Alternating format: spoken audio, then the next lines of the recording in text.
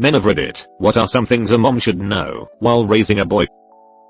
If you and his father are not together and or you have negative feelings towards his father, don't tell him all the time how much he reminds you of his father.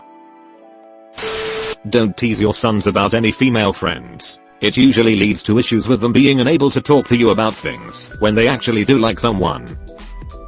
This is one of the most important pieces of advice out there. My mom thinks every female friend I've ever had is a crush, when that's simply not the case. As such, I can't talk to her about female friends anymore. I have a young boy going on 3 years old. No matter the age, they're fascinated with their peens. Can confirm. I'm 24 and still fascinated by it. Can confirm. 32 and still fiddle with it regularly. Sometimes you may want to try having someone else fiddle with it. It may not be for you, but I recommend it. These apply to children in general. Please explain why things are being done, like why you're going to run errands, why he has to do the dishes, why he shouldn't eat all that sugar. It's very frustrating not to know. It's also important that you reward the good things he does, and punish the bad through deprivation of reward. You should also praise work ethic over talent, as that's the biggest predictor of success.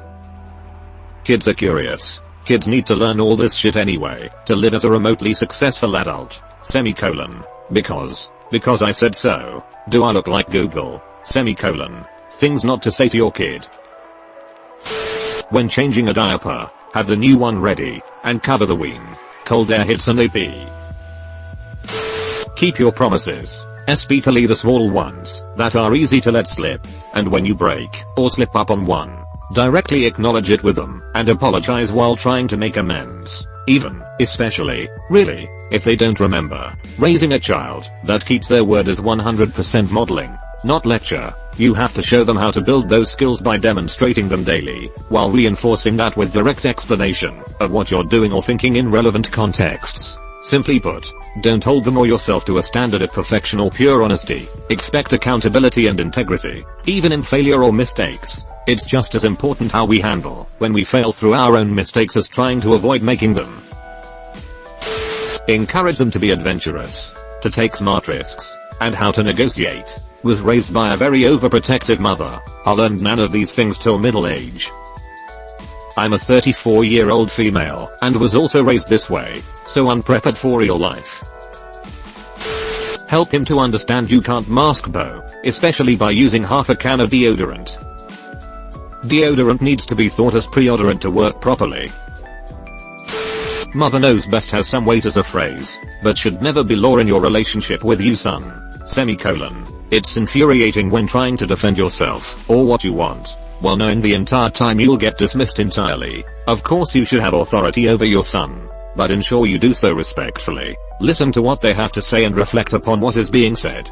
Don't take those moments your son may argue with you as time to catch your breath in between berating him, that and when he may be looking for jobs. Unless you live in a small town, or the place of work has a sign regarding hiring. Everywhere does job applications online. Sending him around to every shop with a CV/resume will just be a waste of paper and time. A certain generation is under the impression that it'll show you're determined and may get you a call, where the reality is closer to, oh, his parents clearly told him to do this. Yeah, sorry, all our job stuff is online.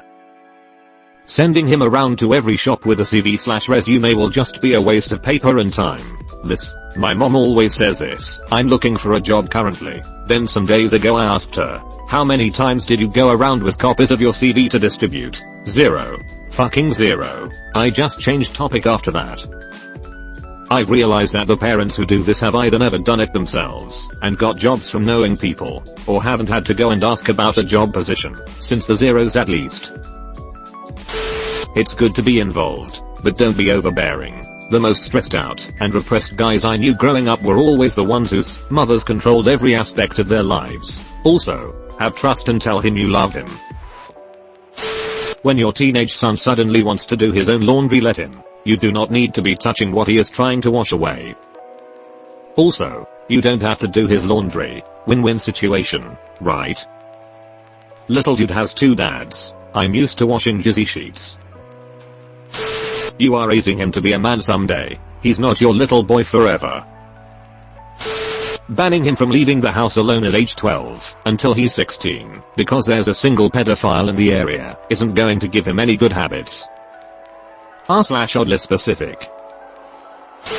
If you are arguing, and he retreats to his own room or outside, don't follow along continuing the argument. Young people have a hard time expressing themselves, and may need time to process their thoughts. Men are too often given the impression that they are only allowed specific responses, and unfortunately one of them is anger. As a teenager I couldn't get away from my parents when we argued, and I ended up feeling trapped. I've suffered a panic attack when my mom flew off the handles the last time, was kicked out in my underwear in -10 degrees, got to go back in half an hour later completely frozen, and just curled up in a corner and cried. She came up to me, took photos of me, and then ridiculed me for not being a man, and blamed me for destroying her life. Soon. 1 year. Then I'll be gone. Forever. That's absolutely fucking cruelty. You should report them. Cunts. Agreed. That's super abusive and worth getting CPS involved. If you tease him about personal relationships at a young age, he'll never trust you enough to talk about deep personal matters. Another is, don't share stuff your kid told you in private with your friends, especially not during dinner, when the kid can potentially hear it. It's a breach of trust that never recovers. If you knock on his door and he says give me a minute, give him a minute. Don't just walk in. My dad always knocks and he immediately opens the door. If it's early in the morning, he'll just walk in assuming I'm still asleep. I told him it's his house and he can do what he wants. But one day he'll walk in on me dick in hand, and that's his problem, not mine. Now that's a power move. Walk into your dad's room with dick in hand to get ahead of the problem. If you do this, you're the dad now. It's the law. Teach him to cook. My post-college roommate had his mom cook all of his meals. It was embarrassing to watch him try to operate a kitchen when he decided he wanted to make something of his own. Teach him to cook, but only if you yourself do, in fact, know how to cook. The penis grows during puberty. My mom has little knowledge of male biology. When I was like 6 or 7, she teased me that my penis was too small. Of course it's small. I'm only 6, and it grows as I grow older. P.S. My wee-wee isn't small anymore. Have you shown her? No, I'm from Georgia, not Alabama. Unsheath that pork sword, dude. If you call for him in the other room, and he responds with yes, actually ask him to come, rather than not saying anything. I'm a girl, and this is the most annoying shit ever. I always have to quit my game, or they'll get mad too, and can even be for the smallest thing sometimes. It's even worse when they call your name, you go there, and you're asked to do something which requires you to go back to where you were. Actually knock and wait. They might not be masturbating, but they still like their privacy. Otherwise they lock their door, so you can't get in. They close themselves into a mental cage because you thought it was a great idea to just barge into little Timmy's room, when he specifically stated that he doesn't like it when you do that. My parents got mad at me if my door was ever closed. I really liked being alone. It was horrible. Open a savings account and chuck $10 or $20 in there a week. It will help them out a ton in the future. Yes, I've started doing this, and it's thanks to my mom. If it's shaped like a sword, it's a fucking sword. I don't care how old you are, it's a sword. Also, a kid pretending his finger, or a stick, or a Pop-Tart is a gun is in absolutely no way an indication that there's anything wrong with your kid, or that he's going to become a school shooter or something. Wait, that's a thing. There's a big push in schools and summer camps right now to get rid of any references to weapons and death. The backwards logic is that less kids will turn out to be violent if they aren't allowed to even talk about violence. Little do they know, as soon as they get home they are straight to calling people the N and F words on Sparks as they kill them. I don't see the problem calling people nice and friendly on Sparks. Make sure he knows girls are also people just like him, so he doesn't be all awkward around them thinking they are some higher being. Figured that out myself after elementary school and now I can talk to anyone with ease. Don't judge his GF's looks. My mom automatically assumed all of my exes with big titties had STDs. My mom judged my ex BC she had depression, and took pills to get through it. Guess who has depression now? My brother. Not judging him any. Do not take our blankets off in the morning when you try to get us to wake up. I tell my parents I sleep naked. Ever since I started, no one enters without knocking and having an answer. They all think I'm a naturist, but complete peace of mind just by being in my room is worth it. I'm a naturist, but my parents just find my behavior unacceptable. I just barricade my door.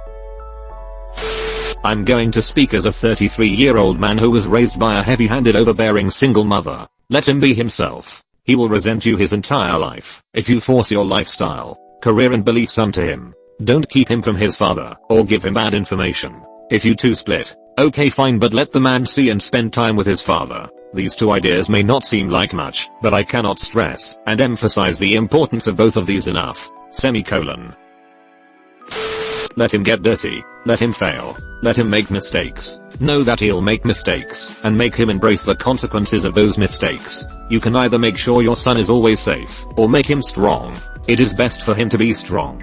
It is also important to note, would you rather your son be liked by you or by other people? Sometimes the two are not compatible. Knowing the difference is intellectually and emotionally hard, but important for you to do. This sounds like advice for parenting any gender kid. Emo. Have a healthy relationship with your husband, boyfriend, girlfriend or whatever. Having a welcoming, stable, warm home is the very basis of being a positive influence on your children. Don't just focus on teaching him the good stuff. Focus as well on being a role model for him.